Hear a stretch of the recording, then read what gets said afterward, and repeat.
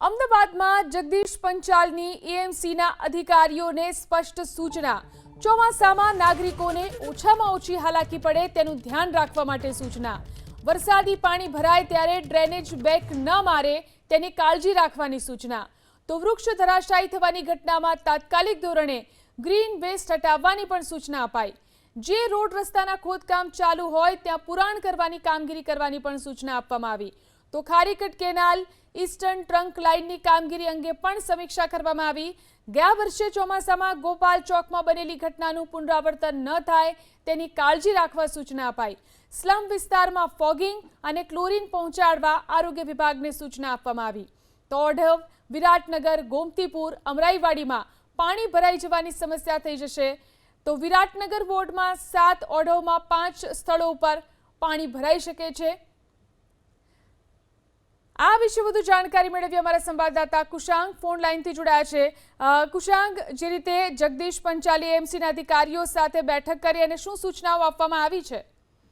જિલ્લાના બેઠક જે પૂર્ણ થઈ ચૂકી છે અને એક તારણથી પણ સામે આવ્યું છે કે અમદાવાદમાં ચોમાસાનું વિધિવત આગમન થશે અને તે બાદ અમદાવાદના પૂર્વ ઝોનની છે તે બગડી શકે તે પ્રકારની સ્થિતિ સર્જાઈ શકે છે, કારણ કે જે આંકડા અને જે વિસ્તાર રજૂ કરવામાં આવ્યા છે તે ચોક્કસથી ચિંતાજનક છે।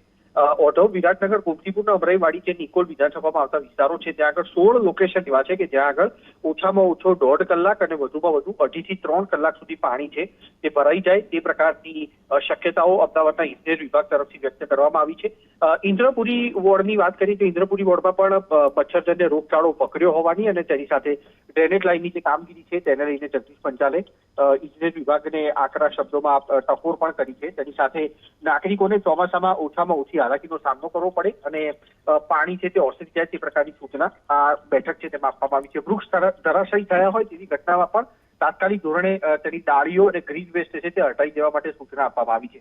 રસ્તાના ખોદકામ જે હજી પણ અમદાવાદ શહેરમાં ચાલુ હાલતમાં છે તે ખોદકામોના તાત્કાલિક ધોરણે પુરાણ કરી અને તે સ્થળ ઉપર સમીક્ષા કરવા માટેની સૂચના ઇજનેર વિભાગને આપવામાં આવી છે। ખારીકટ કેનાલની ઈસ્ટર્ન ટ્રંક લાઇનની કામગીરી કેટલે પહોંચી છે અને ચોમાસા દરમિયાન તેને કોઈ નડતરરૂપ પરિસ્થિતિનો ઉદ્ભવ થઈ શકે કે કેમ તેને લઈને પણ તેમને ક્યાસ મેળવ્યો છે।